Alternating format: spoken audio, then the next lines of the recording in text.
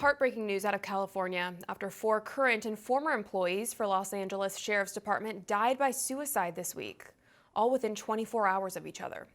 The Los Angeles Times reported that the tragic events began early Monday morning when Commander Darren Harris was found dead at his home in Santa Clarita with a self-inflicted gunshot wound.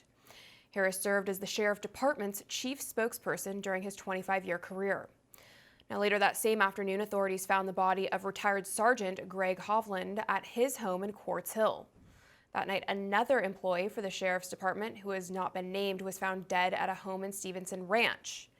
And then the next morning, a 4th employee, who has also not been named, was found unresponsive at home and pronounced dead by suicide at a hospital in Pomona. Sheriff Robert Luna, spokesperson for the agency, said they are beyond saddened to learn of the deaths and are urging deputies to check in on their friends and colleagues. Bob Bianchi is a criminal defense attorney and former head New Jersey County prosecutor, and he joins me now to break this down. Bob, thanks for being back with us. It's good to see you. It's great to be back. Thank you. Thanks, Bob. So Sheriff Robert Luna, the spokesperson for the agency, also said another 4 employees for the Sheriff's Department had already committed suicide this year. So that brings the total number here to 8. This is obviously just terrible, but Bob, what do you think is going on here, and why is this number so incredibly high? Yeah, it's really a staggering statistic. I mean, just think about what you just said. 4 in the span of 9 months, 10 months, and then 4 on one day, a day and a half. So what do I think? I mean, first of all, the stresses of police work are extraordinary. And I do believe that, when we continue as a community to say do more with less, when you don't have public support. Look, I'm all for reform and things of that nature. I was a very reform-oriented prosecutor, but I didn't throw the baby out with the bathwater. And what I mean by that is I didn't sit there and say all policing is bad. It's an honorable profession. We need policing to protect communities, especially vulnerable communities.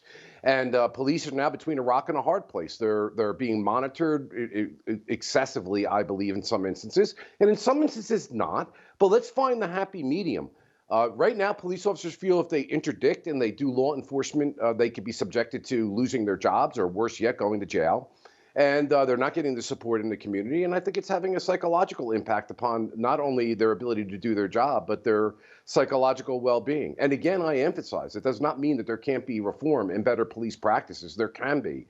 But we didn't need to throw out that baby with the bathwater and just beat up on the cops as a profession for the last couple of years. And we are now sowing and reaping, rather, what we have sown. Yeah, it's truly devastating to see this all resulting over what's taken place the past few years. There's also been several members of the NYPD who have been murdered, committed suicide, or died under suspicious circumstances over the past few years. I also read about a number of them happening over in Chicago as well. Do you think there's any connection here, or is this going along with the bigger picture of sort of what you just stated, how policing has changed in recent years? Yeah, I'm not a psychologist, but I've been doing this for over 30 years. I know the community well as a prosecutor, as a defense lawyer.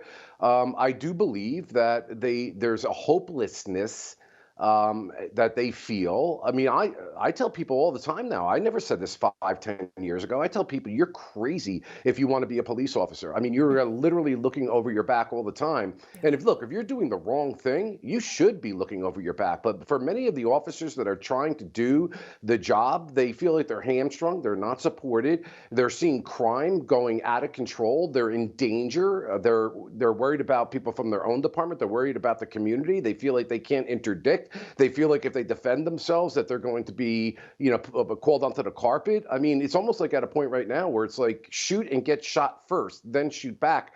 And again, I want to emphasize, because I hate this argument I keep listening to.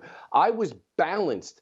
The answer is in the middle. It's not on the far left and it's not on the far right. And when both sides of the political equation keep, in my opinion, prostituting this issue with police force use of what they do, how they do it for their own political gain, rather than coming to answers of how we can have effective and aggressive law enforcement to protect the community, but also to balance that with the civil rights of individuals. This has been done.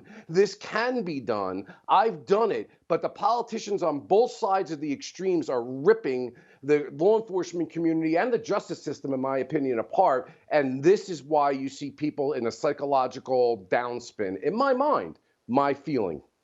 Yeah, very, very interesting to try to wrap your head around all of it.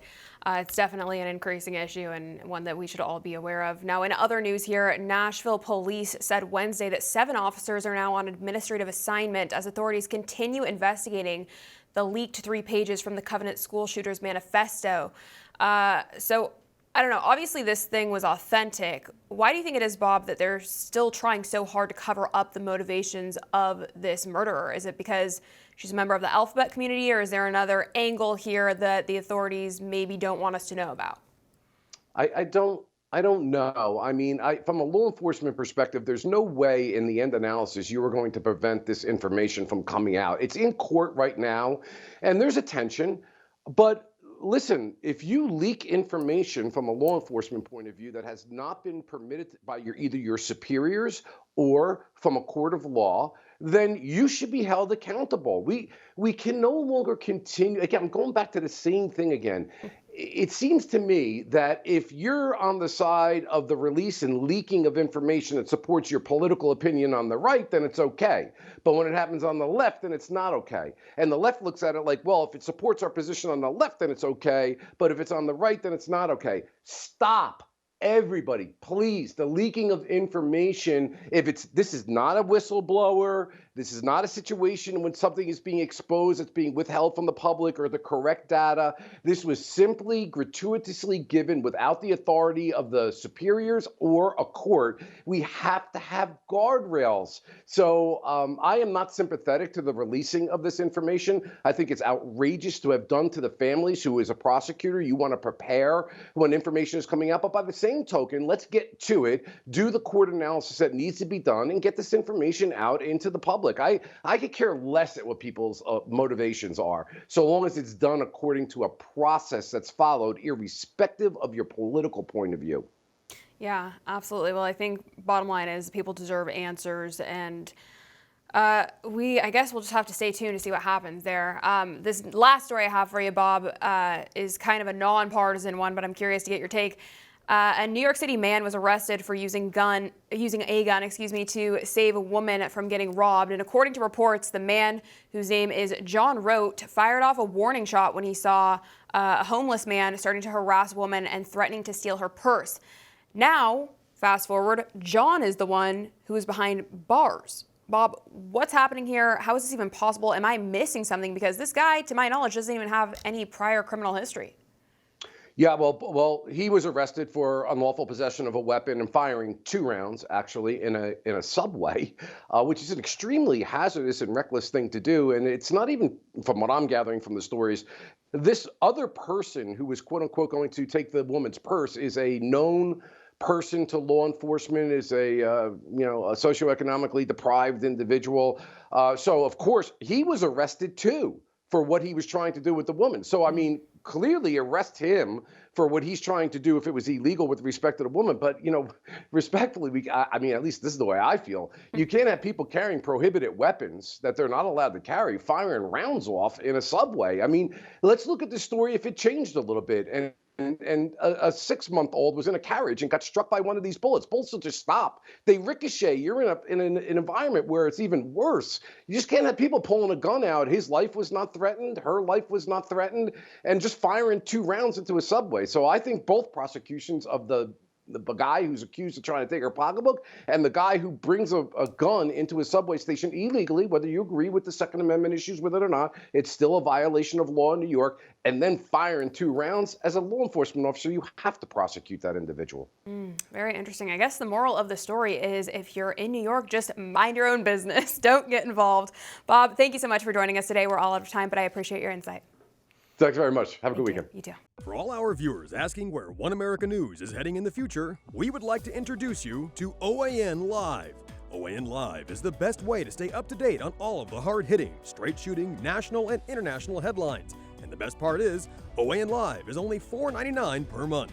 All the credible, honest, unbiased reporting One America News offers at a fraction of the cost of cable.